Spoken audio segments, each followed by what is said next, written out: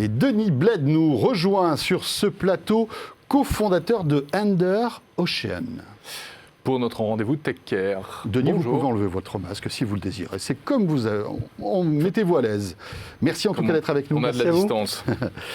Donc, je disais cofondateur de Under Ocean dans notre rendez-vous Tech Care, Jérôme. Tout à fait. Et c'est donc un jeu vidéo utile qui permet de nettoyer les océans, c'est ça? Oui, c'est un jeu vidéo qui va permettre de contrôler un robot sous-marin pour aller récupérer les déchets plastiques et les filets de pêche qui sont malheureusement égarés par les pêcheurs aujourd'hui. Le jeu vidéo, il a deux parties. Il a une partie, on va dire, classique, telle que tout le monde la connaît. Donc un système où vous allez avoir des graphismes 3D, vous allez évoluer dans un milieu sous-marin. Et puis une deuxième partie qui va être la vraie vie, c'est-à-dire vous allez pouvoir voir au travers de la caméra du robot sous-marin et vous allez contrôler le robot sous-marin avec un simple navigateur web. Waouh! Et vous en avez combien de robots? Enfin, ces robots sous-marins, ils sont où? Il y en a Alors on combien est en phase de démarrage. Sur les robots sous-marins aujourd'hui, on en a deux qui sont utilisés très régulièrement. Ouais. On en a un qui est dans un bassin à Seignos où on peut prendre la main dessus quand on le souhaite, C'est pour génial. s'entraîner, ce qu'on appelle le centre d'entraînement. Et puis on en a un autre pour lequel qu'on utilise pour les événements ponctuels où on va aller faire une opération de communication Donc et pour de l'instant, il n'est pas sensibilisation. encore lancé ce jeu. Ce jeu il va être lancé à la Journée mondiale des océans en 2022 où on va communiquer plus largement et on va convier évidemment les personnes qui nous auront suivis d'ici là pour utiliser le jeu, s'amuser, sensibiliser leurs enfants, parce que c'est une de nos principales missions. Bien sûr. Et c'est très malin en fait. Parce que évidemment, avec le ludique, on peut faire passer beaucoup plus de messages, finalement. Tout à fait. C'est ça. On peut faire passer beaucoup plus de messages. C'est pour ça qu'on a pris cette voie. Aujourd'hui, on est incubé à la Spielfabrik, qui est un incubateur de jeux vidéo.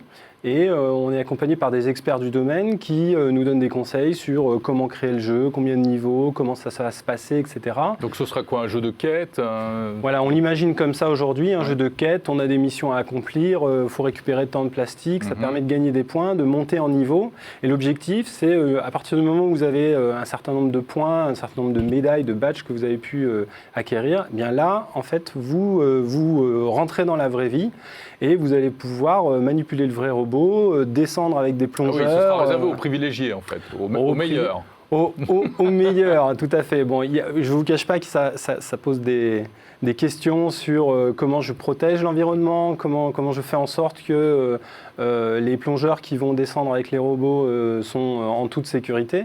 Donc ça, c'est des problématiques qu'on adresse. Et donc évidemment, on souhaite mettre un genre de diplôme qui va permettre à la fin du jeu virtuel de dire ok, cette personne est apte à descendre avec...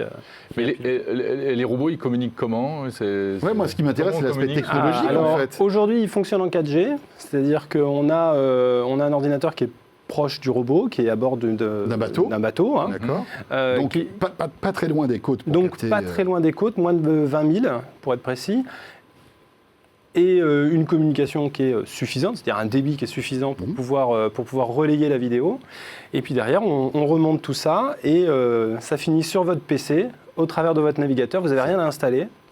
C'est dingue. Et vous êtes connecté. Mais est-ce que ça marche vraiment? Alors moi j'ai plusieurs questions. Déjà la 4G, c'est bien, mais la 5G, c'est mieux. C'est mieux parce que ça permettra d'avoir peut-être moins de latence, parce que quand on joue comme ça en direct, en temps réel, avec un robot et qu'on le pilote, plus l'inertie de l'eau. Ça doit pas être facile. Aujourd'hui, on a des temps de latence d'à peu près une demi-seconde, ce qui grosso modo équivaut à la latence l'inertie que vous auriez à piloter un gros véhicule dans la vie courante. C'est-à-dire que quand vous êtes à bord d'un gros camion, quand vous freinez, ça ne freine pas tout de suite. Il y a une petite inertie. Là, c'est un peu le même principe. Pas tous les jours des camions, Jérôme, peut-être. Non, mais bon, vous pouvez peut-être le comprendre. D'accord, on voit tout à fait.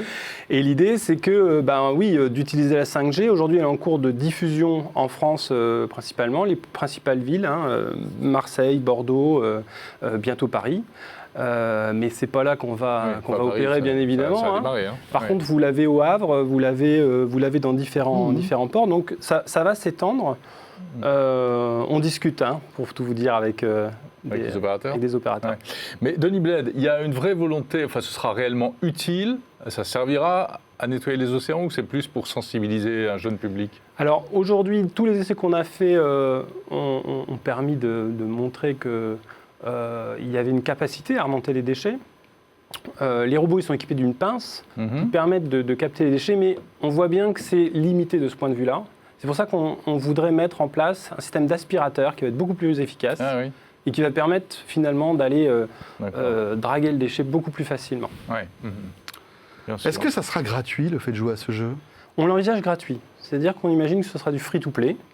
Donc un jeu qui va être sponsorisé et par finalement les metteurs sur le marché, les gens qui mettent des produits sur le marché et qui se disent je ne souhaite pas que mes déchets, mes emballages se retrouvent dans l'océan, donc je participe de cette manière-là. Est-ce qu'on n'est pas à l'aune peut-être d'une nouvelle manière de jouer ?